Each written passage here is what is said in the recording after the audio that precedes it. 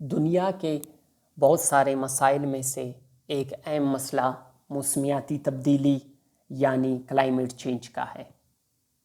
موسمیاتی تبدیلی کرۂ ارض پہ بسنے والے انسان، حیوان اور ماحول کی دیگر عناصر جن میں ایٹماسفیئر اور ہائیڈروسفیئر شامل ہے، سب کو متاثر کر رہی ہے۔ صنعتی انقلاب جو 17ویں اور 18ویں صدی یورپ میں برپا ہوئی تھی، اس کے بعد سے آج تک عالمی درجہ حرارت میں 1.1% کا اضافہ ہو چکا ہے۔ ماہرین کے مطابق اگر موسمیاتی تبدیلی اسی طرح رونما ہوتی رہی تو اس صدی کے آخر تک عالمی درجہ حرارت میں 3 ڈگری سیلسیس تک اضافہ ہو سکتا ہے۔ موسمیاتی تبدیلی 1970 کی دہائی میں ایک اہم مسئلہ بن کر ابھری، جس نے الٹیمیٹلی 1972 میں یونائٹڈ نیشنز انوائرنمنٹ پروگرام کی بنیاد رکھی۔ اس کے بعد سے آج تک پوری دنیا میں 5 جون کو ورلڈ انوائرنمنٹ ڈے سیلیبریٹ کیا جاتا ہے۔ Intergovernmental panel on climate change, جس کی بنیاد 1988 میں رکھی گئی اور جس کی رپورٹس پوری دنیا میں معتبر مانی جاتی ہیں، اس کے مطابق موسمیاتی تبدیلی کی وجہ سے پچھلے کچھ سالوں میں droughts, floods and heats wave میں اضافہ ہو چکا ہے۔ ورلڈ میٹرولوجیکل آرگنائزیشن، جو یونائٹڈ نیشنز کی ایک ذیلی تنظیم ہے، اس کے مطابق پچھلے 5 دہائیوں میں قدرتی آفات میں 5 گنا اضافہ ہو چکا ہے۔ خود اقوام متحدہ نے عالم انسانیت کے لیے اس دنیا کو ان inhabitable L for millions declare کیا ہوا ہے۔ موسمیاتی تبدیلی کی وجوہات گرین ہاؤس گیسز کی وجہ سے ہوتی ہیں۔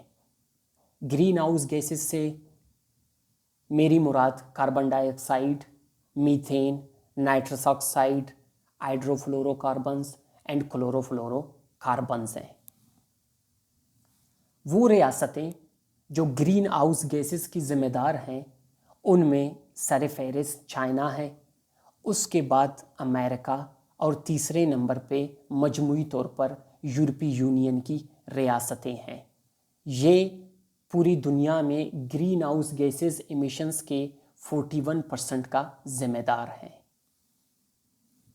وہ فیکٹرز جو گلوبل وارمنگ کو ایگریویٹ کرتی ہیں، ان میں سر فہرست فاسل فیولز ہیں جو ہم انرجی کے لیے استعمال کرتے ہیں۔ فاسل فیولز میں oil, natural gas and coal وہ ذرائع ہیں جن سے ہم بجلی پیدا کرتے ہیں اور جو الٹیمیٹلی گلوبل وارمنگ کا سبب بنتی ہیں۔ اس کے بعد 40% انسانی کارروائیوں میں سیمنٹ کی پروڈکشن، اسٹیل کی پروڈکشن اینڈ ایگریکلچر ہے جو گلوبل وارمنگ کا سبب بنتی ہے۔ ٹرانسپورٹیشن یہ بھی ایک بہت بڑا فیکٹر ہے جو کلائمیٹ چینج کا سبب بنتی ہے۔ ڈیفارسٹیشن، یقیناً جنگلات ماحول کو صاف رکھتی ہیں اور انہی کی وجہ سے ماحول اچھا ہوتا ہے۔ جنگلات کی کٹائی نے بھی ماحولیاتی تبدیلی کو بہت زیادہ ہوا دی ہے۔ ایک ریسرچ کے مطابق 2002 سے 2019 تک دنیا کے جو جنگلات ہیں، ان میں سے 2/3 کی کٹائی ہو چکی ہے۔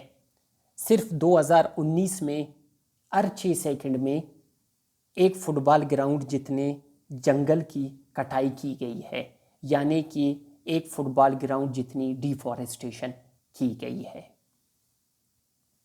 ان فیکٹرز نے پھر انسان کی زندگی اور وہ ذرائع جو انسان کی زندگی کے لیے اہم ہیں، ان پہ بہت بڑے بڑے ایفیکٹس چھوڑے۔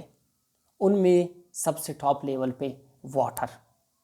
موسمیاتی تبدیلی کی وجہ سے ہر سال واٹر لیول میں 1 سینٹی میٹر کا اضافہ ہو رہا ہے۔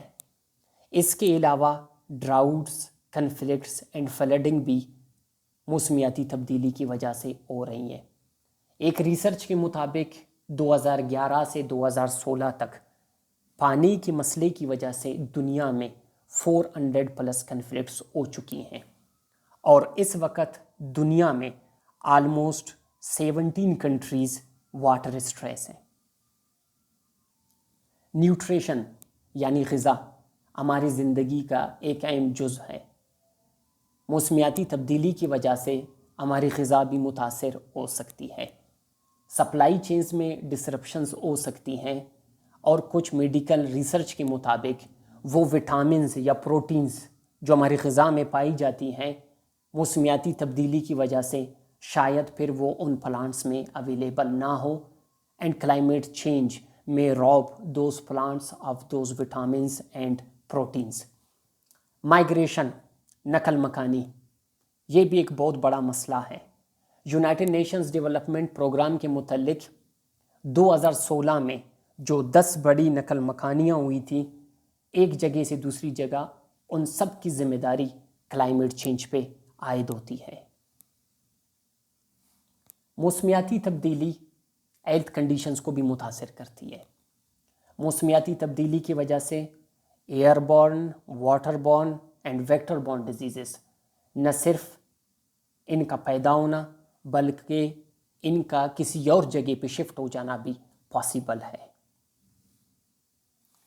دنیا اکنامک ڈیولپمنٹ میں خاطر خواہ اضافہ دیکھ چکی ہے، اور کچھ نہ کچھ معاشی استحکام دنیا کے کچھ ممالک میں پائی جاتی ہے، لیکن موسمیاتی تبدیلی ان کو بھی متاثر کر سکتی ہے۔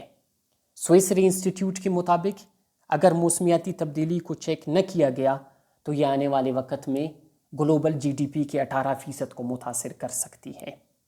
ایک اور ریسرچ کے مطابق موسمیاتی تبدیلی کی وجہ سے 2050 تک 7.9 ٹریلین کا نقصان ہو سکتا ہے۔ یہ فیکٹرز، ایفیکٹس اور کلائمیٹ چینج اس چیز کو ہمیں باور کراتی ہے کہ it is an important issue and it should be tackled as soon as possible.